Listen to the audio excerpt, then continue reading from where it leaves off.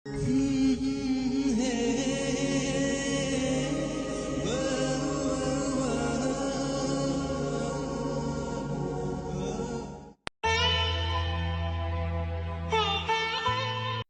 কলেজের প্রথম দিন।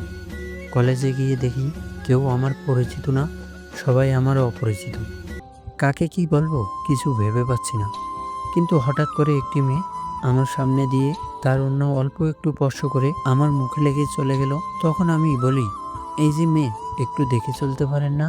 তখন মেয়েটি ঘুরে আমাকে যখন কিছু বলতে যাবে, তখন আমি মেয়েটিকে দেখে আমার চোখ তার চোখ থেকে সরাতে পারছি না। তখন মেয়েটি আমাকে বলল, এই যে মিস্টার, কি বললেন আমাকে? তখনও আমি তার কথা শুনতে পারলাম না, কারণ আমি তার চোখের দিকে এখনো তাকিয়ে। তখন মেয়েটি আবারও আমাকে বলল, এই যে মিস্টার, আপনি কি কানে শুনতে পারেন না? তখন আমি কিছুটা শক খেয়ে বললাম, কেন আমি শুনতে পারবো না? আমি তো আপনার দিকে তাকিয়ে। তখন আমি মনে মনে ভাবতে লাগলাম, থাক, আর কিছু বলা যাবে না। তখন মেয়েটি আমাকে বলল, আমার দিকে তাকিয়ে কি? তখন আমি বললাম, কিছু না। তখন মেয়েটি বলল, কিছু তো একটা আছে তোমার মাঝে। এই বলে মেয়েটি সেখান থেকে চলে যেতে লাগলো। আর আমি বললাম, এই যে ম্যাডাম। তখন মেয়েটি একটু আমার দিকে ঘুরে মুচকি হাসি দিয়ে সেখান থেকে চলে যেতে লাগলো। হঠাৎ করে কলেজ শেষে আবারও দেখা হয়ে গেল।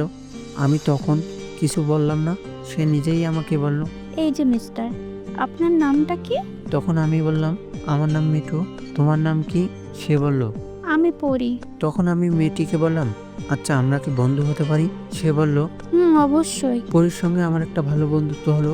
আর সেখান থেকেই আমাদের একটা নতুন সম্পর্ক শুরু হলো এবং পরী তার কিছু কিছু মিষ্টি কথায় আমাকে আরো ফাঁসিয়ে নিল। হ্যালো বন্ধুরা, আমার গল্পটি কেমন লাগলো সেটা অবশ্যই কমেন্ট করে জানাবেন। আর দ্বিতীয় পার্টটি পেতে চ্যানেলটিকে সাবস্ক্রাইব করুন।